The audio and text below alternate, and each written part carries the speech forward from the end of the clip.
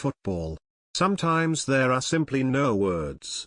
Harry Kane, the best player on the pitch bar none, has blown the Premier League title race wide open. Just for tonight, he is a hero on Merseyside.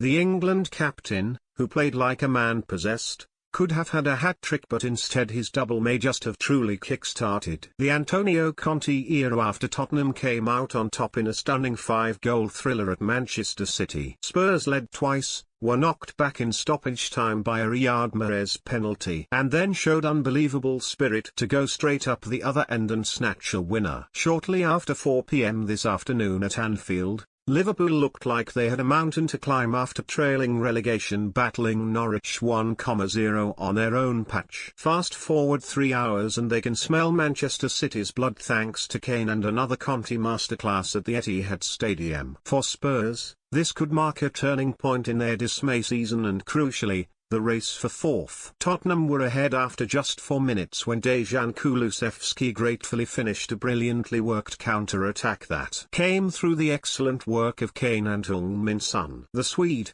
making his first Premier League start in his new colours following his January switch from Juventus, guided the ball home through Joao Cancelo's legs after Son unselfishly squared around the on-rushing Ederson. Yet in typical City fashion, Pep Guardiola's men were not fazed as they continued to knock on Tottenham's door. Spurs held firm despite riding their luck on a number of occasions until Hugo Lloris made hard work of a looping cross, which he spilled into the path of Ilkay Gundogan, who fired home. The German had also hit the post earlier in the match as Tottenham's defensive organisation, that was virtually non-existent in last Sunday's defeat to Wolves, was once again put to the test. Yet City's dominance appeared to play into Tottenham's hands in the second half. Utilising the pace of Kulusevski and Son, Spurs continued to break at speed down the flanks to impressive effect. The pair combined before Son delivered a pinpoint in swinging cross into the danger zone that was met expertly by Kane,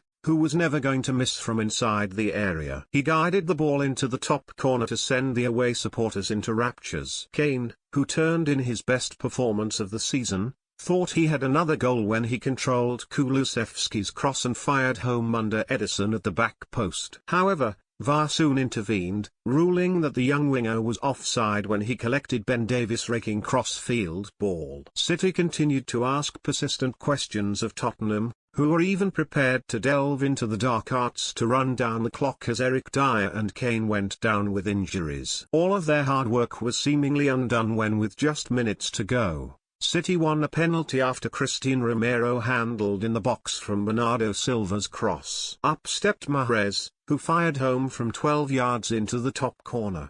But this incredible match was not over yet. Tottenham did not lie down and still believed. After some controlled possession, it was Kulusevski who hung up a cross into the box that was met by the forehead of Kane, who steered his header into the net. Conte could barely contain his emotions as he sprinted towards his dugout, jumping into a crowd of his coaching staff, who celebrated ecstatically.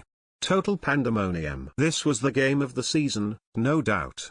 Another brilliant advert for Premier League football, that continues to write scripts that have never been written before. This was also a vintage Conte performance built upon dedication, structure, defending and ruthlessness in attack. The execution of the display was almost reminiscent of Chelsea's 3-1 win at the Etihad under the Italian in December 2016. A counter-attacking masterclass and a decisive step from the Blues on their way to the Premier League title. Incredibly, Liverpool are now within touching distance of the champions, just 6 points behind, but with a game in hand that will be played next week against Leeds at Anfield.